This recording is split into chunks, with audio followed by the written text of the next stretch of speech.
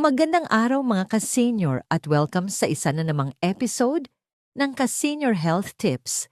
Lampas sa 60 ka na ba at hirap ka ng makatulog ng mahaba at mahimbing?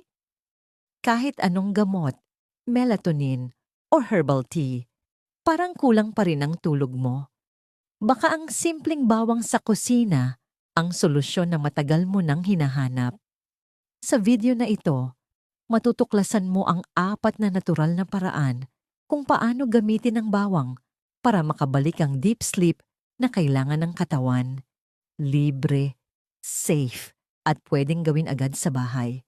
Ang ika-4 na paraan, ang black garlic, ay may pinakamalakas na epekto ayon sa maraming seniors. Una, bawang tea bago matulog.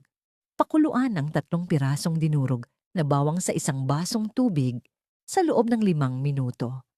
Salain ito at lagyan ng kaunting honey o lemon kung gusto mo ng natural na lasa.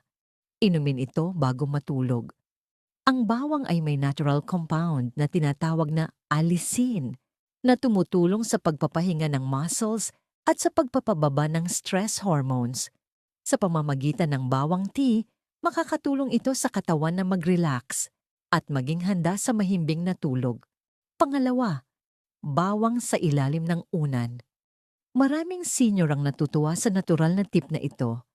Ganito ang tamang paraan. Isa, kumuha ng isang pirasong bawang, hilaw o bahagyang durog. Ikalawang, balutin ito sa malinis na tela o maliit na pouch. Mahalaga na hindi direktang nakadikit sa unan o sa balat para maiwasan ang amoy at irritation. Ikatlo, ilagay ang nakabalot na bawang sa ilalim ng unan, malapit sa ulo, pero hindi eksaktong nakadikit. 4, humiga ng komportable at hayaang ang aroma ng bawang ay unti-unting maglabas ng relaxing effect. Ayon sa tradisyonal na paniniwala at natural healers, ang banayad na amoy ng bawang ay nakatutulong sa pag-regulate ng serotonin at melatonin sa katawan, na parehong hormones na mahalaga sa tulog.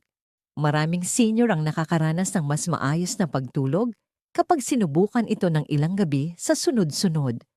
Pangatlo, bawang oil massage. Durugin ang ilang pirasong bawang at ihalo sa mainit-init na langis ng niyog o olive oil. Siguraduhin hindi sobrang mainit ang langis. Gamitin ito pampahid sa talampakan bago matulog. Pwede ring i-massage ng banayad sa likod o braso. Ang natural warmth at circulation boost mula sa bawang oil ay nakakatulong sa katawan na mag-relax at maghanda sa deep sleep. Pang-4, black garlic o fermented garlic.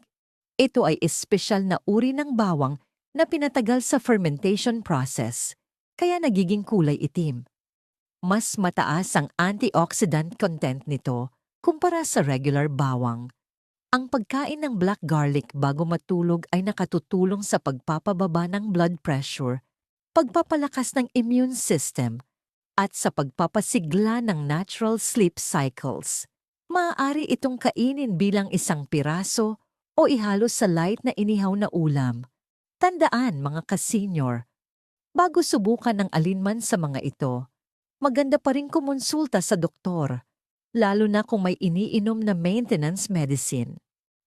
Sa tulong ng simpleng bawang, pwede kang makabalik sa mahimbing at natural na tulog. Walang stress, walang gastos, at walang harmful side effects. At iyan po ang ating ka-senior health tips para sa araw na ito. Huwag kalimutang mag-like, share at subscribe para sa mas marami pang natural health tips para sa ating mga ka-senior. Hanggang sa muli, ingat po tayo lagi at God bless.